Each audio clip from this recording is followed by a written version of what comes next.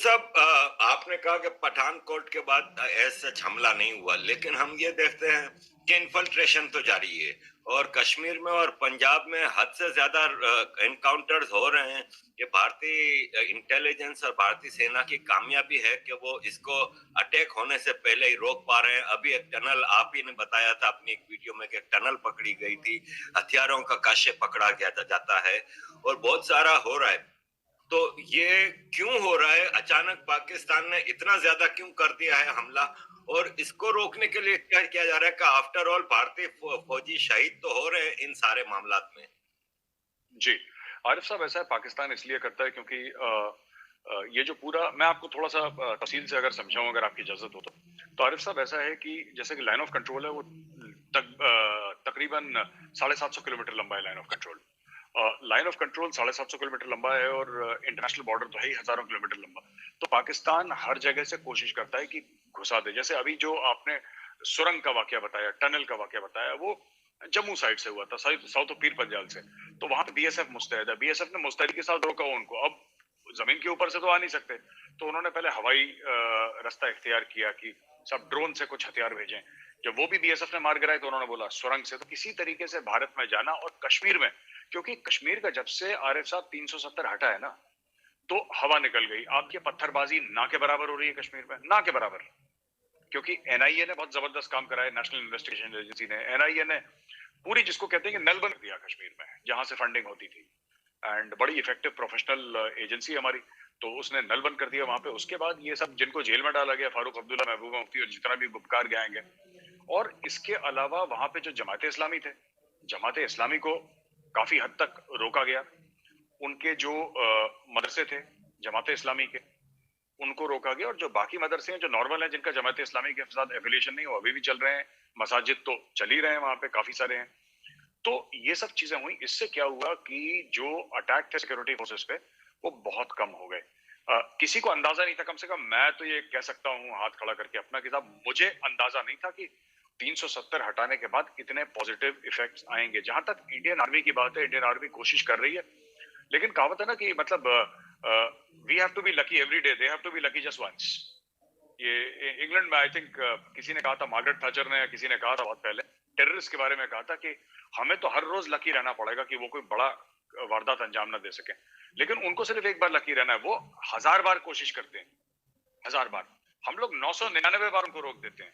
एक बार अगर कोई आ जाता है, सुरंग से ही आ गया, आप देख लीजिए ना, सुरंग से ही आ गया, तो फिर वो प्रॉब्लम हो जाती है कि किस तरीके से हमें ये इनको रोकना। लेकिन इस बार भी रोका, नगरोटा में जो मारा, इस बार भी रोका। पर हमें ऐसा लगता है कि हमें मेन पॉइंट आरिफ साहब इसको एड्रेस करना पड़ेगा। और मेन पॉइंट ये है कि हमारी स्ट्रेटेजी गलत है, हमारी जो रणनीति है भारत की, वो गलत है। हम लोग ये पाकिस्तान से दहशतगर्द आतंकवादी आते रहेंगे, टेररिस्ट आते रहेंगे, हम लोग गलत तरीके से इसको हैंडल कर रहे हैं आरिफ साहब। अगर हम थोड़ा सा अपना जिसको कहते हैं ना किबला दुरुस्त करें, तो बहुत कुछ फायदा हमें हो सकता है, अगर हम लोग ठीक से करें तो इसको। तो क्या गलत कर रहे हैं? मतलब क्या स्ट्रेटेजी होनी चाहिए इसके लिए?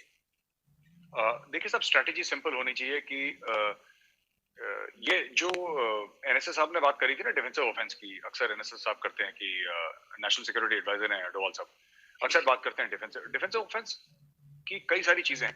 पर एक चीज ये भी कहती है कि solve the problem where it occurs. Problem, अगर प्रॉब्लम रावलपिंडी से हो रही है, प्रॉब्लम पाकिस्तान के अंदर हो रही है और आप उसको कश्मीर में सॉल्व कर रहे हैं, तो आप सॉल्व करते रहिए ना अगले 100 साल तक। पाकिस्तान में तो इतने दहशतगर्द हैं कि अगले 100 साल तक भेजते रहेंगे। 100 साल तक आपके फौजी, भगवान ना करे ऐसा हो, लेकिन 100 साल तक आपके फौजी वीरगति को प्राप्त होते रहेंगे, शहीद होते रहेंगे। आप नहीं, क्योंकि जो मेन प्रॉब्लम है, जो नल है पानी का, जो खुला हुआ है, नल से मतलब वो नल जहां से दहशतगर्द आ रहे हैं, आतंकवादी आ रहे हैं, टेररिस्ट आ रहे हैं, वो नल पाकिस्तान में है। आप अपने घर में जितना भी पोछा लगाइए, पानी वहां से आ रहा है, पानी तो बहता रहेगा, आप पोछा लगाते रहेंगे, पानी आता। आपको नल बंद करना है जो पाकिस्तान के अंदर है। जब तक वो नल बंद नहीं होगा तब तक। और इसके ऊपर भी एक खास स्ट्रेटजी है, अगर आप चाहें तो मैं तफसील से बता सकता हूं कि हमें क्या 1 2 3 4 5 क्या करना चाहिए कि वो नल बंद हो जाए। जी जी, बताइए प्लीज। आपकी ये चीजें हम लोगों देखें। आपकी अभी एक वीडियो भी आई थी डिफेंसिव ऑफेंसिव चैनल पे, कि आपने कहा था कि बहुत हम मर लिए, अब हमें जाके मारना है। क्या कहना चाह रहे थे? इसमें आरिफ साहब दो तीन बातें हैं।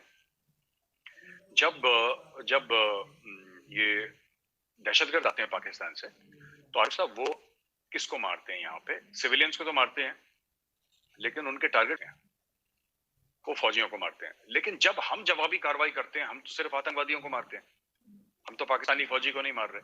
तो पाकिस्तानी फौज के लिए, पाकिस्तानी आर्मी के लिए, पाकिस्तानी आईएसआई के लिए और पाकिस्तानी डीप स्टेट के लिए, जिसमें उसकी सारी इंटेलिजेंस एजेंसी शामिल है, सरकार शामिल है, सब कुछ, उनके लिए बहुत सस्ते का सौदा पड़ रहा है ये। मैं अक्सर ये बात कहता हूँ आरिफ साहब की, वॉर मेमोरियल कभी आपका दिल्ली आना हुआ तो मैं ले जाऊंगा। मेरे कितने दोस्त हैं जिनका नाम नेशनल वॉर मेमोरियल में लिखा गया है, जिन्होंने अपनी जान दी है, खासतौर से कश्मीर में। तो ये पाकिस्तान के लिए एक मुनाफे का सौदा है, उनको फायदा हो रहा है। अगर उनके लोग मरते हैं तो कौन मरते हैं? आतंकवादी मरते हैं, दहशतगर्द मरते हैं, राइट? और उनके फौजी तो नहीं मर रहे, बहुत कम, ना के बराबर। अगर लाइन ऑफ कंट्रोल पे कुछ फायरिंग वायरिंग हो गई तो फौजी मर गए, पर डेली तौर पे जो जाने जा रही हैं वो तो हमारे फौजियों की जा रही हैं। तो जब तक पाकिस्तान, देखिए, फौजी का बदला फौजी का बदला सिविलियन नहीं हो सकता, ये स्ट्रैटेजी ही गलत है हमारी। अगर हम ये बोलें कि साहब, और वो भी कौन सा फौजी? पाकिस्तानी पंजाबी। और आप किसी को हाथ न लगाएं, ये सब बेचारे, उसमें सिंधी भी हैं, महाजर भी हैं, बलोच भी हैं और पश्तून, इनको हाथ नहीं लगाना हमने। ये पाकिस्तानी पंजाबी हैं जो फौजी हैं उनके। जब इनकी घरों से लाशें उठेंगी तब जाके इनको अकल आएगी। आप 1000 टेररिस्ट मार दीजिए, आप 10,000 आतंकवादी दहशतगर्द मार दीजिए, कोई फर्क नहीं पड़ता। कश्मीर के हाल कभी नहीं सुधरेंगे। और दूसरा 26/11, अगर भगवान ना करे, मैं कह रहा हूं कि मैं गलत ही बोल रहा हूं, मैं चाहता हूं कि मैं गलत बोल रहा हूं, या मतलब मैं चाहता हूं कि मेरे मुंह से ये गलत ही बात निकल रही है, लेकिन अगर बंबई में नहीं होगा, दिल्ली की कोशिश करेंगे, बैंगलोर की, चेन्नई की, हैदराबाद की, कलकत्ता की, कहीं की भी कोशिश करेंगे। अभी तो इनको हमने रोक रखा है, पर हमने इनको 10,000 बार रोक दिया। मैं कह रहा हूं इतने सालों में, 10-12 साल में 10,000 बार। लेकिन आरिफ साहब, वही एक बार इनको सक्सेसफुल होना है कहीं से छुपके से, अगर निकल गए। स्लीपर सेल्स इंडिया में। इसीलिए आपको दूसरी चीज ये है कि आपको स्पेसिफिकली आर्मी को टारगेट करना है, उसके बिना आप कुछ नहीं कर सकते। जब तक पाकिस्तानी आर्मी के जवानों की, अफसरों की लाशें उनके गांव में, उनके घरों में नहीं पहुंचेगी, तब उसके ऊपर रखा हुआ, जब तक नहीं पहुंचेंगी तब तक पाकिस्तान को सबक नहीं मिलेगा। आप आतंकवादी, आप counter insurgency, counter terrorism operation आप करते रहिए, साल और करते रहिए। पहली बात तो ये है। दूसरी चीज ये है कि आपको पाकिस्तान के खिलाफ, पाकिस्तान की जो फॉल्ट लाइंस हैं, मैंने आर्टिकल भी लिखा था, क्लॉज एक मैगजीन है, centre of land warfare studies, उसके लिए मैंने आर्टिकल भी लिखा था कि पाकिस्तान का एक फॉल्ट लाइंस है पाकिस्तान में, आपको उन फॉल्ट लाइंस की आपको उनका फायदा उठाना है। जैसे फॉर एग्जांपल, आपके वहां पे शिया सुन्नी की फॉल्ट लाइंस हैं, पाकिस्तान में ज्यादा नहीं है क्योंकि सुन्नी पॉपुलेशन बहुत ज्यादा है, शिया कम है। फिर वहां पे देवबंदी और बरेलवी की फॉल्ट लाइंस हैं, वहां पे अहले हदीस हैं, सेवनर्स हैं, 12ers हैं, जो भी हैं। एक दूसरा जो बलोच है, आपके महाजिर हैं, आपके आपके और लोग हैं जो गए हैं, जो पश्तून, अभी पश्तून तहफ़्फ़ुज़ मूवमेंट वहां पे है, आप ये प्रो डेमोक्रेसी मूवमेंट जो वहां पे पाकिस्तान में जन्म ले रही है, ये सब पाकिस्तान की फॉल्ट लाइंस हैं।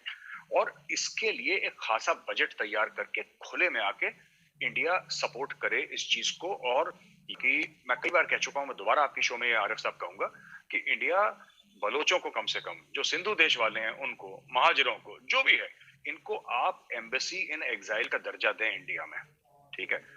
ये देखिए, या तो आप उनकी मदद करें जो बाहर पाकिस्तानी रह रहे हैं, या तो आप उनकी मदद करें, या आप उनकी मदद ना करें। आप एक बार भारत फैसला कर ले। ये थोड़ा बहुत मदद करना, फिर ना करना, फिर बात करना, फिर 15 दिन बात ना करना, ये इससे क्या होता है कि आपकी खुद की क्रेडिबिलिटी खराब होती है। इंडिया के पास पैसे की कमी नहीं है, इंडिया के पास डिप्लोमेटिक क्लाउड की, डिप्लोमेटिक दम की कमी नहीं है, और दुनिया हमारा लोहा मानती है। और अमेरिका भी जानता है कि अगर चाइना के खिलाफ अगर कोई मुल्क खड़ा है तो भारत खड़ा है, और किसी की हिम्मत है नहीं इस एरिया में।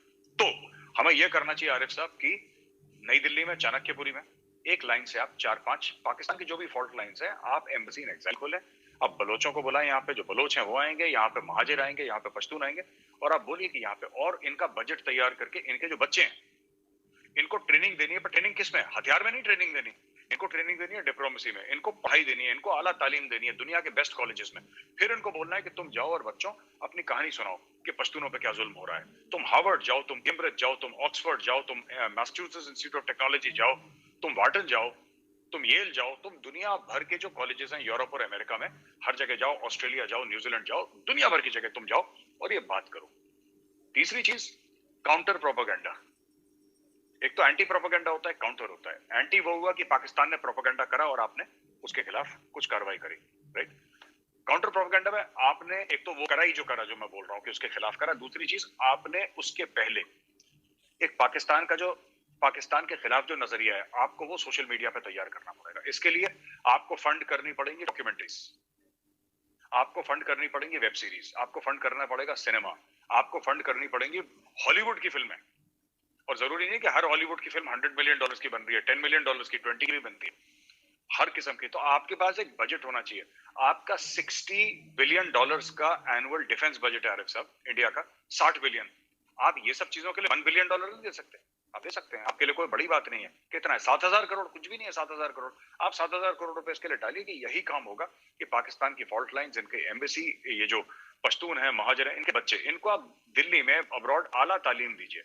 और तालीम से फिर मेरा मतलब है, फिर वाज़ेह तौर पे कहूं, ये हथियार, देखिए हथियार तो एक चीज है, आप इनको तालीम दीजिए डिप्लोमेसी में, इंटरनेशनल रिलेशंस में। इनको मोटिवेट करिए और फिर उनको बताइए कि किस तरीके से तुम्हारे बाप दादाओं ने, तुम्हारे बाबाओं पे पाकिस्तान ने जुल्म करा और तुम जाके एक्सपोज करो। तो एक ओवरऑल कॉम्प्रिहेंसिव स्ट्रेटेजी चाहिए, जो हम लोग कहीं ना कहीं आरिफ साहब लैक कर रहे हैं और ये हमें करना पड़ेगा।